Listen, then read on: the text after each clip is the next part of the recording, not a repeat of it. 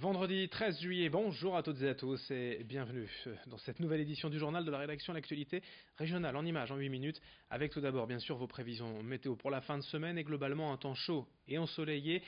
Vendredi, aujourd'hui donc le temps va se maintenir ainsi, du soleil, les nuages ne seront jamais bien loin, mais on profitera quand même d'une belle journée, d'un beau week-end, avec parfois quelques nuages menaçants tout de même, mais on devrait rester à l'écart des orages. Côté température, comptez 20 degrés aujourd'hui à Dunkerque et à Calais, 22 à Boulogne, 23 à Saint-Omer et 24 degrés à Lille. La météo complète, bien sûr, c'est juste après ce journal. À la une d'abord, cette étude de l'INSEE concernant la population régionale dans les 30 prochaines années. Selon l'Institut statistique, les Hauts-de-France compteront alors 260 000 habitants de plus qu'aujourd'hui, soit en tout 6 200 000 habitants à l'échéance 2050. Cela représente une croissance de 4,3% de la population en 30 ans, bien loin des 12% et demi annoncés à l'échelle nationale. Résultat, la région serait dépassée alors par la Nouvelle-Aquitaine et l'Occitanie, en passant du 3e au 6e rang des régions de France au nombre d'habitants, car même si la population régionale restera jeune, malgré tout le solde migratoire lui serait toujours en déficit. En somme, ceux qui quittent la région notamment pour leurs études ont bien du mal à y revenir. L'attractivité de la région devrait rester faible dans les prochaines années et le littoral, lui particulièrement, va vieillir. Explication avec le directeur de l'INSEE aux Hauts-de-France, joint par téléphone. Sur les zones de Dunkerque ou de Calais, qui fait qu'il y a des difficultés pour attirer de la population, même si ça reste une région jeune, et donc la question c'est comment on donne de l'activité du travail à ces personnes-là. Sur les zones comme Montreuil, voire Abbeville, qui est un petit peu en dessous, c'est une autre problématique, c'est un territoire qui accueille des personnes, des seniors. Eh ben oui, voilà, on a des populations plus âgées qui ont du pouvoir d'achat, comme on les accompagne pendant ces périodes-là, dans leur fin de vie, et donc ça peut permettre à des populations plus jeunes d'avoir du travail pour voilà, leur donner un certain confort de vie. Et donc là, il y a un vrai enjeu qui nous attend dans les années à venir pour l'ensemble des familles, mais aussi pour les pouvoirs publics. L'événement dans l'actualité, c'était évidemment cette fin de semaine, ce dimanche à 17h, la finale de la Coupe du Monde de football entre la France et la Croatie. Et vous le savez, le ministère de l'Intérieur, le gouvernement, a plutôt déconseillé aux collectivités et aux communes d'organiser des fan zones, des rassemblements devant des écrans géants. Pourtant, il y en aura bel et bien organisé ce dimanche dans plusieurs villes de la région. On fait le point avec le programme signé Estelle Dargent. Ce dimanche, c'est la finale de la Coupe du Monde France-Croatie, c'est à 17h. Alors, où regarder le match? Certains d'entre vous vont peut-être le regarder en famille, chez eux, sur leur canapé, confortablement. Mais d'autres vont peut-être préférer la ferveur de la foule. On vous a donc sélectionné quelques écrans géants qui ont été mis en place par les villes dans la région. Et on commence tout de suite avec la métropole lilloise. Et une bonne nouvelle pour la ville de Lille qui a finalement décidé d'installer un écran géant. Ça se passe donc à la gare Saint-Sauveur. Vous pourrez donc vous y rendre ce dimanche. Il y a aussi le Zénith de Lille qui diffusera le match, mais hélas c'est complet et c'était complet déjà seulement quelques minutes après l'ouverture des billets. Vous pourrez aussi vous rabattre sur la ville de la Madeleine qui installe un écran géant sur la place du marché ou encore à Tourcoing au complexe sportif Léo Lagrange. Là, l'entrée se fera dès 15h30 avec de nombreuses animations et même une buvette.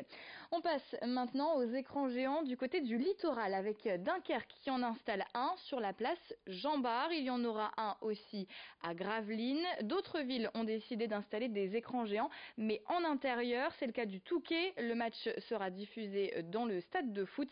Et à Boulogne, ça se passe au Palais des Sports. Dans l'Audomarois, maintenant, direction Saint-Omer. Ça se passe dans le jardin de l'Office du tourisme. Là, l'entrée est payante, c'est 5 €, mais vous aurez avec cela 2 boissons offertes. À Saint-Vord et Béthune, il y aura également des écrans de géants prévus sur les grandes places.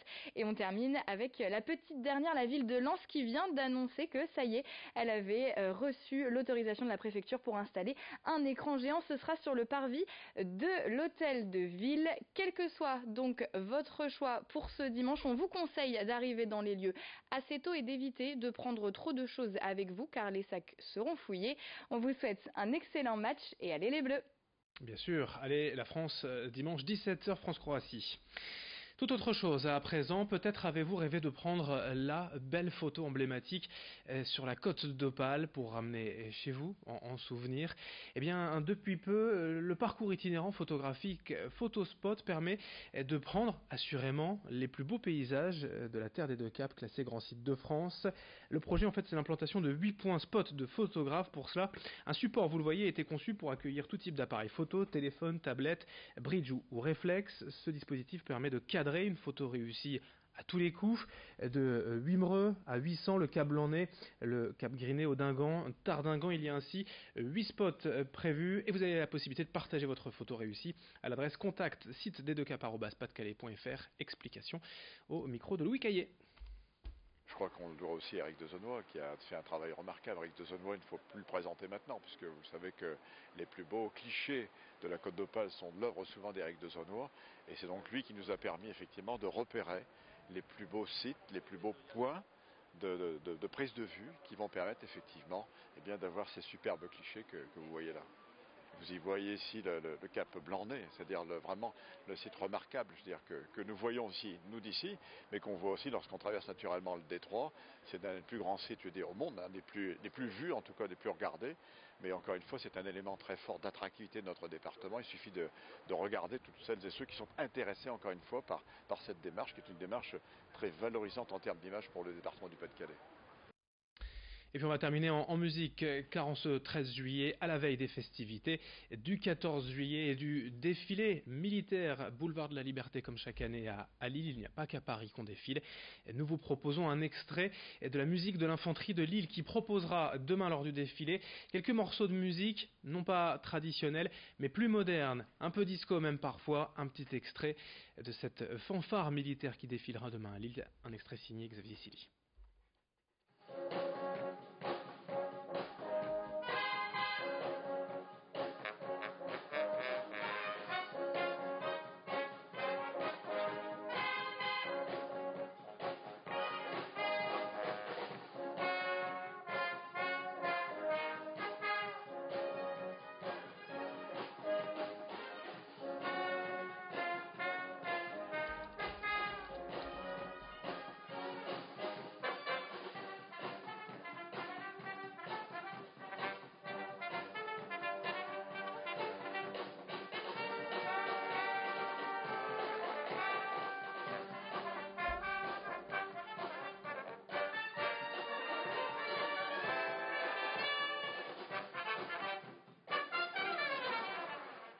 Vous aurez reconnu forcément ces musiques disco et populaires.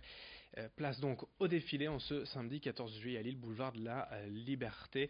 Notez d'ailleurs que la patrouille de France survolera Lille, la métropole lilloise, après son passage à Paris aux Champs-Élysées.